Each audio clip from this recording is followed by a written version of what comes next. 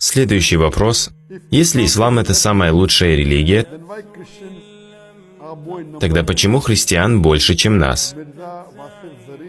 Мирза спрашивает, если ислам – это самая лучшая религия, то почему христиан больше?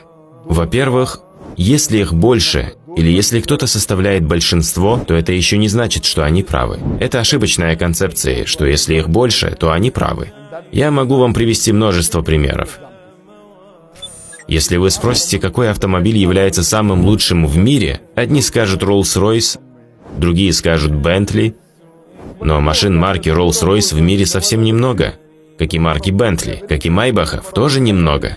Самое большое количество автомобилей производит Toyota, и это не самая лучшая машина. Может да, может и нет. Для того, чтобы говорить определенно, следует проанализировать технические показатели. Если вы хотите определить лучший автомобиль, нужно знать год выпуска, показатели безопасности, мощность двигателей, как быстро она разгоняется, сколько лошадиных сил и остальные параметры. Только тогда можно сказать, а не судя по наибольшему количеству на дорогах.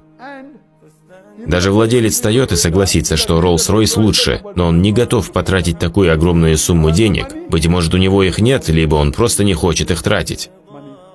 Но я согласен с вами.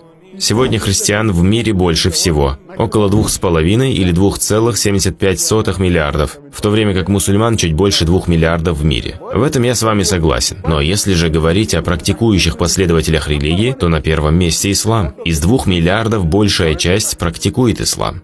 Хотя бы главные столпы, альхамдулилля. Может быть около 75% или где-то рядом. Однако в христианстве их процентное соотношение совсем незначительное. Может быть 5 или 10% тех, кто следует своей религии. Просто ради галочки. Но сколько христиан посещает церкви? Сколько людей посещают службу в церкви? Спросите, и подавляющее большинство христиан вам ответит, что они и не верят в то, что Иисус является Богом. Большая часть и не верит в учение Библии. Однако при заполнении личных сведений они укажут христианство, когда требуется указать религию. Поэтому, если говорить об осознанном следовании религии в современном мире, то большинство осознанных верующих представляют ислам, то есть мусульмане, однозначно больше миллиарда. А если говорить о тех, кто просто считают себя, то христиан больше. Согласно опросам, пройдет еще около 50 лет, и ислам обойдет даже тех христиан, что ставят себя для галочки. Следовательно, лучшее определяется не по количеству, а согласно определенным критериям.